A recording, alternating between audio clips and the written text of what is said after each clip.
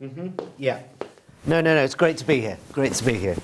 It's New York Times. It's very exciting. Yes, I can hear you. Yeah. See if you can do something with these eyes. Yeah, got bags like Yoda's ball sack. So you just want me to explain why British people are so f***ed off with Boris Johnson, basically? In a way that an American audience can understand, right? Without swearing, obviously. Sorry. Let me think. Boris Johnson, a demonstrable liar who's only out for himself? Don't know if that sounds familiar to an American audience. Boris Johnson, a narcissist with shit hair. Again, sound familiar? Actually, I can't say liar, can I? Really? Oh, in the UK, you can't call them liars. You have to say, like, oh, he inadvertently misled Parliament. Seriously, I can just come out and say it. Call him a liar.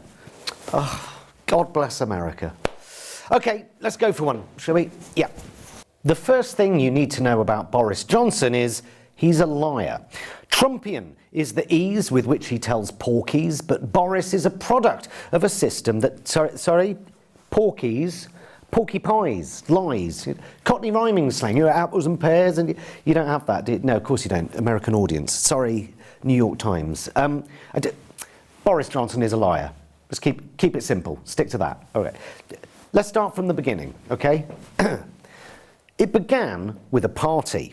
It seems there really might have been a Christmas party at Downing Street. Staff here in number 10 held a large party, seemingly breaking COVID rules. 2 parties. New allegations that he broke his own COVID lockdown rules again. 16 of them. 16 separate piss-ups. Most of them when the rest of the country was in full lockdown. You should not be meeting friends. If your friends ask you to meet, you should say no.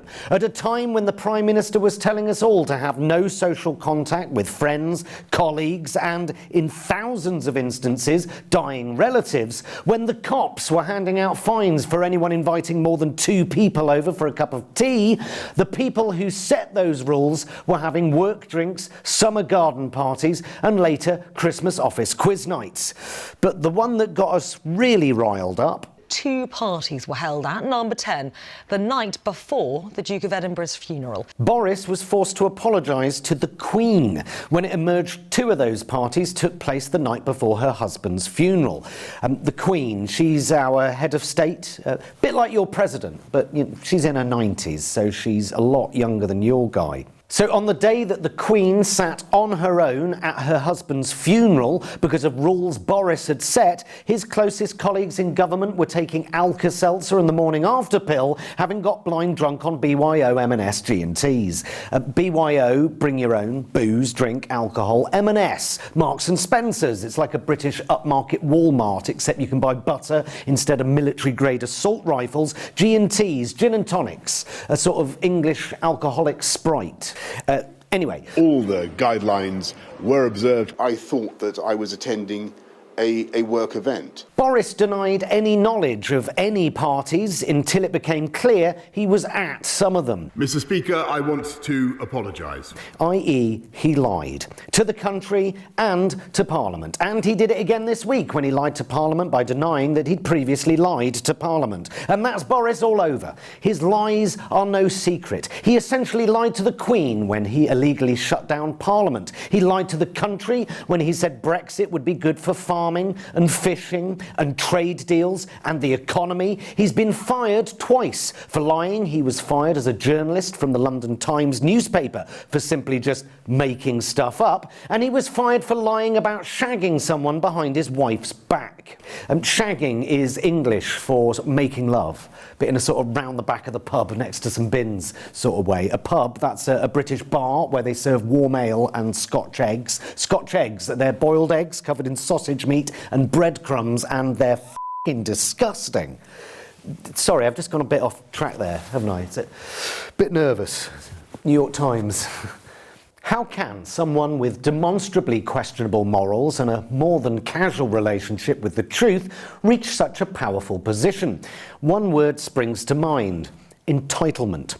Boris comes from a long succession of posh, upper-class, bumbling idiots who are destined for greatness only because no one has ever or will ever tell them they're not.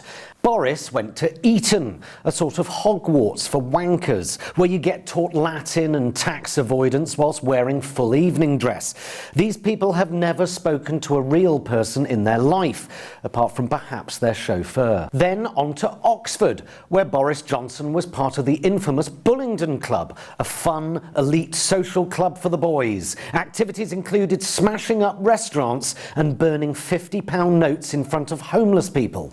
Allegedly. But, you know, it was great fun at the time. And the British government is full of them. Entitled assholes with a Bentley and a nanny making decisions for us all about things that they will never understand. Aristocrats running the 5th largest economy in the world whilst allowing 30% of British children to live in relative poverty, where the rich get richer and the poor literally get hungrier.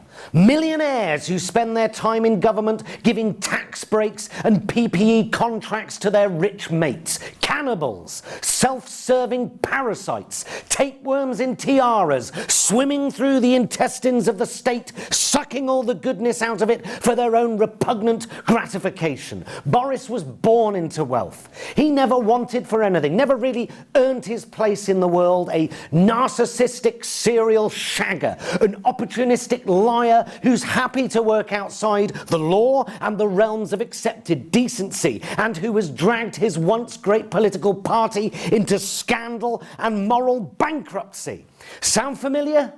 You can see where I'm going with this, right? Boris and Trump, both products of a broken political system that rewards ignorance and hubris. And like Trump, Boris says he loves his country, yet Boris and his cabal of vicious right-wing populists show open disdain for all the things good about it. The NHS, the welfare state, teachers and judges, the courts. They hate the BBC and allow corporations to churn raw sewage into our rivers and beaches, selling off and deregulating anything they can for a quick buck, allowing and openly encouraging the country to rot from the inside out so they can sell it for scrap to the highest bidder.